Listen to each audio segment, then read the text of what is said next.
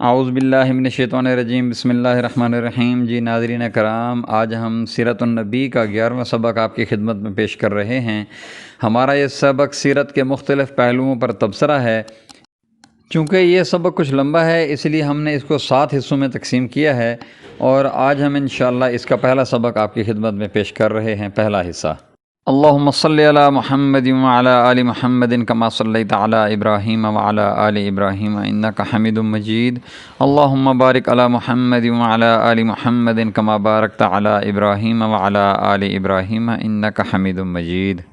بسم اللہ الرحمن الرحیم۔ تبصرہ: سیرت کی یہ ایک اجمالی اور سادہ تاریخ تھی، اب ہم اس پر مختلف پہلوؤں سے نظر ڈالنا چاہتے ہیں۔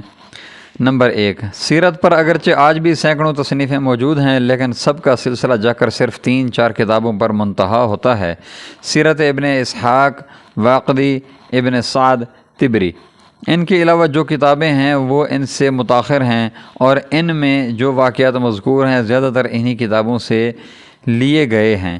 حدیث کتب کا جو ٹکڑا ہے اس سے اس مقام پر بحث نہیں۔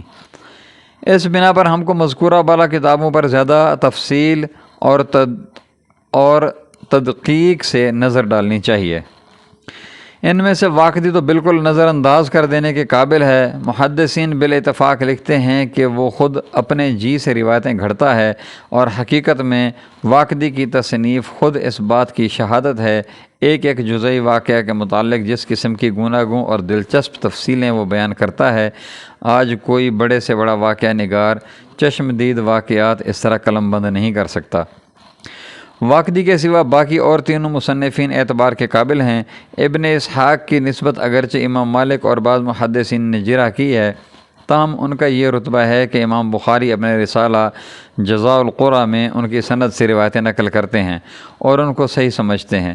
ابن سعد اور طبری میں کسی کو کلام نہیں، لیکن افسوس ہے کہ ان لوگوں کا مستند ہونا ان کی تصنیفات کے مستند ہونے پر چنداں اثر نہیں ڈالتا۔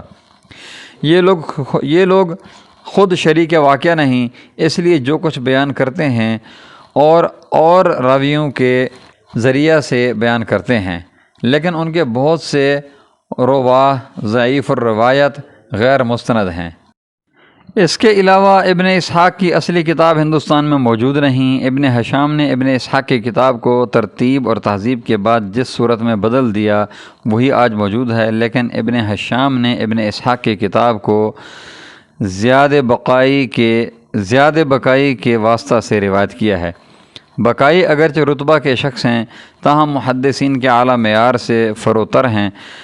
ابن مدینی امام بخاری کے استاد کہتے ہیں کہ وہ ضعیف ہیں اور میں نے اس کو ترک کر دیا۔ ابو حاتم کہتے ہیں وہ استناد کے قابل نہیں۔ نسائی کہتے ہیں وہ ضعیف ہے۔ ابن سعد کی نصف سے زیادہ روایتیں واقدی کے ذریعہ سے ہیں، اس لیے ان روایتوں کا وہی رتبہ ہے جو خود واقدی کی روایتوں کا ہے۔ باقی رواہ میں سے بعض سکہ ہیں اور بعض غیر سکہ۔ طبری کے بڑے بڑے شیوخ کی روایت مثلا سلمہ، ابرش، ابن سلمہ وغیرہ ضعیف الروایت ہیں۔ اس بنا پر مجموعی حیثیت سے سیرت کا ذخیرہ کتب حدیث کا ہم پلہ نہیں۔ البتہ ان میں سے تحقیق و تنقید کے معیار پر جو اتر جائے وہ حجت اور استناد کے قابل ہے۔ کتب حدیث و سیرت میں فرق مراتب: سیرت کی کتابوں کی کم پائیگی کی وجہ یہ ہے کہ تحقیق اور تنقید کی ضرورت احادیث احکام کے ساتھ مخصوص کر دی گئی، یعنی وہ روایتیں تنقید کی زیادہ محتاج ہیں جن سے شرعی احکام ثابت ہوتے ہیں۔ باقی جو روایتیں سیرت اور فضائل وغیرہ سے متعلق ہیں ان میں تشدد اور احتیاط کی چنداں حاجت نہیں۔ حافظ زین الدین عراقی جو بہت بڑے پایہ کے محدث ہیں، سیرت منظوم کے دیباچہ میں لکھتے ہیں: طالب کو جاننا چاہیے کہ سیرت میں سبھی طرح کی روایتیں ہوتی ہیں، صحیح بھی اور غلط بھی۔ یہی وجہ ہے کہ مناقب اور فضائل اعمال میں کثرت سے ضعیف روایتیں شامل ہو گئیں، اور بڑے بڑے علماء نے اپنی کتابوں میں ان روایتوں کا درج کرنا جائز رکھا۔ علامہ ابن تیمیہ کتاب التوسل میں لکھتے ہیں: اس حدیث کو ان لوگوں نے روایت کیا ہے جنہوں نے رات دن کے اعمال میں کتابیں تصنیف کی ہیں، مثلا ابن السنی اور ابو نعیم، اور اس قسم کی کتابوں میں کثرت سے جھوٹی حدیثیں موجود ہیں جن پر اعتماد کرنا ناجائز ہے۔ اور اس پر تمام علماء کا اتفاق ہے۔ حاکم نے مستدرک میں یہ حدیث روایت کی ہے کہ جب حضرت آدم علیہ السلام سے خطا سرزد ہوئی تو انہوں نے کہا، اے خدا، میں تجھ کو محمد صلی اللہ علیہ وسلم کا واسطہ دیتا ہوں کہ میری خطا معاف کر دے۔ خدا نے کہا، تم نے محمد کو کیوں کر جانا؟ حضرت آدم نے کہا، میں نے سر اٹھا کر عرش کے پائیوں پر نظر ڈالی تو یہ الفاظ لکھے ہوئے دیکھے، لا الہ الا اللہ محمد الرسول اللہ۔ اس سے میں نے قیاس کیا کہ تو نے اپنے نام کے ساتھ جس شخص کا نام ملایا ہے وہ ضرور تجھ کو محبوب ترین خلق ہوگا۔ خدا نے کہا، آدم، تم نے سچ کہا، اور محمد صلی اللہ علیہ وسلم نہ ہوتے تو میں تم کو پیدا بھی نہ کرتا۔ حاکم نے اس حدیث کو نقل کر کے لکھا ہے کہ یہ حدیث صحیح ہے۔ علامہ تیمیہ حاکم کا یہ قول نقل کر کے لکھتے ہیں، حاکم کا اس قسم کی حدیثوں کو صحیح کہنا، ائمہ حدیث نے اس پر انکار کیا ہے اور کہا ہے کہ حاکم بہت سی جھوٹی اور موضوع حدیثوں کو صحیح کہتے ہیں۔ اس طرح حاکم کی مستدرک میں بہت سی حدیثیں ہیں جن کو حاکم نے صحیح کہا ہے، حالانکہ وہ ائمہ حدیث کے نزدیک موضوع ہیں۔ علامہ موصوف ایک اور موقع پر ابو الشیخ اصفہانی کی کتاب کا تذکرہ کر کے لکھتے ہیں، اور اس میں بہت سی حدیثیں ہیں جو قوی ہیں اور حسن ہیں، اور بہت سی ضعیف اور موضوع اور مہمل ہیں، اور اس طرح وہ حدیثیں جو خصیمہ بن سلیمان صحابہ کے فضائل میں روایت کرتے ہیں، اور وہ حدیثیں جو ابو نعیم اصفہانی نے ایک مستقل کتاب میں خلفاء کے فضائل میں روایت کی ہیں، اور اس طرح وہ روایتیں جو ابو بکر خطیب اور ابو الفضل اور ابو موسیٰ مدینی اور ابن عساکر اور حافظ عبدالغنی وغیرہ اور ان کے پایا کے لوگ روایت کرتے ہیں۔ غور کرو، ابو نعیم خطیب بغدادی، ابن عساکر، حافظ عبدالغنی وغیرہ حدیث اور روایت کے امام تھے، باوجود اس کے یہ لوگ خلفاء اور صحابہ کے فضائل میں ضعیف حدیثیں بے تکلف روایت کرتے تھے۔ اس کی وجہ یہی تھی کہ یہ خیال عام طور پر پھیل گیا تھا کہ صرف حلال و حرام کی حدیثوں میں احتیاط اور تشدد کی ضرورت ہے، اس کے سوا اور روایتوں میں سلسلہ سند نقل کر دینا کافی ہے، تنقید اور تحقیق کی ضرورت نہیں۔ موضوعات ملا علی قاری میں لکھا ہے کہ بغداد میں ایک واعظ نے یہ حدیث بیان کی کہ قیامت میں خدا حضرت صلی اللہ علیہ وسلم کو اپنے ساتھ عرش پر بٹھائے گا۔ امام ابن جریر طبری نے سنا تو بہت برہم ہوئے اور اپنے دروازہ پر یہ فقرہ لکھ کر لگا دیا کہ خدا کا کوئی ہم نشین نہیں۔ اس پر بغداد کے عوام سخت افروختہ ہوئے اور امام موصوف کے گھر پر اس قدر پتھر برسائے کہ دیواریں ڈھک گئیں۔ اس موقع پر ایک خاص نقطہ لحاظ کے قابل ہے، یہ مسلم ہے کہ حدیث و روایت میں امام بخاری اور امام مسلم سے بڑھ کر کوئی شخص کامل فن نہیں پیدا ہوا۔ رسول اللہ صلی اللہ علیہ وسلم کے ساتھ ان کو جو عقیدت اور خلوص اور شیفتگی تھی، اس کے لحاظ سے بھی وہ تمام محدثین پر ممتاز تھے۔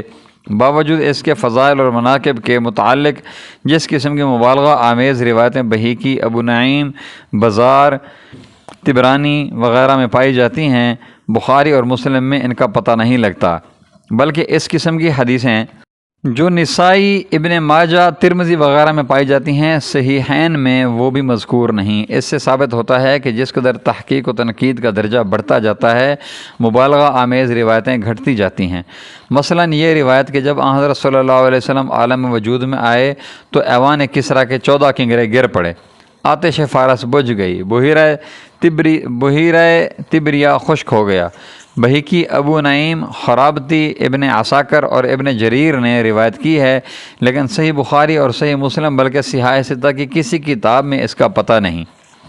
سیرت پر جو کتابیں لکھی گئیں وہ زیادہ تر اسی قسم کی کتابوں طبرانی، بہیقی، ابو نعیم وغیرہ سے ماخوذ ہیں، اس لیے ان میں کثرت سے کمزور روایتیں درج ہو گئیں، اور اسی بنا پر محدثین کو کہنا پڑا کہ سیر میں ہر قسم کی روایتیں ہوتی ہیں۔ محدثین نے جو اصول قرار دیے تھے، سیرت کی روایتوں میں لوگوں نے اکثر نظر انداز کر دیے۔ محدثین کا سب سے پہلا اصول یہ ہے کہ روایت کا سلسلہ اصل واقعہ تک کہیں منقطع نہ ہونے پائے، لیکن حضرت صلی اللہ علیہ وسلم کے حالات ولادت کے متعلق جس قدر روایتیں مذکور ہیں اکثر منقطع ہیں۔ صحابہ میں سے کوئی شخص ایسا نہیں جس کی عمر حضرت صلی اللہ علیہ وسلم کی ولادت کے وقت روایت کے قابل ہو۔ سب سے معمر حضرت ابو بکر صدیق رضی اللہ تعالیٰ عنہ ہیں، وہ آن حضرت صلی اللہ علیہ وسلم سے عمر میں 2 برس کم تھے۔ اسی بنا پر میلاد کے متعلق جس قدر روایتیں ہیں ان میں سے اکثر متصل نہیں، اور اسی بنا پر بہت و دراز کار روایتیں پھیل گئیں۔ مثلاً ابو نعیم نے آن حضرت صلی اللہ علیہ وسلم کی والدہ ماجدہ کی زبانی روایت کی ہے کہ جب آن حضرت صلی اللہ علیہ وسلم پیدا ہوئے تو بہت سے پرند آ کر مکان میں بھر گئے، جن کی زمرد کی منقار اور یاقوت کے پر تھے۔ پھر ایک سفید بادل آیا اور آن حضرت صلی اللہ علیہ وسلم کو اٹھا لے گیا، اور ندا آئی کہ اس بچہ کو مشرق و مغرب اور تمام دریاؤں کی سیر کراؤ کہ سب لوگ پہچان لیں۔ مغازی کا بڑا حصہ امام زہری سے منقول ہے، لیکن ان کی اکثر روایتیں جو سیرت ابن ہشام اور طبقات ابن سعد وغیرہ میں مذکور ہیں منقطع ہیں، یعنی اوپر کے راویوں کے نام مذکور نہیں۔ وما علینا الا البلاغ المبین۔ جزاکم اللہ خیر و احسن الجزاء۔ جی ناظرین کرام، سیرت النبی کے اوپر تبصرہ کا پہلا حصہ ہمارا آج مکمل ہوا۔ انشاءاللہ دوسرے حصے کے ساتھ کل ہم حاضر ہوں گے۔ اللہ تبارک و تعالی ہم سب کو صحیح معنی میں سمجھ عطا فرمائے، دین کی سمجھ عطا فرمائے، اور اپنے پیارے حبیب کی محبت عطا فرمائے۔ آمین ثم آمین۔ جزاکم اللہ خیر و احسن الجزاء۔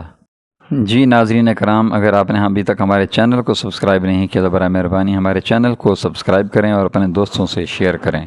جزاکم اللہ خیر و احسن الجزاء۔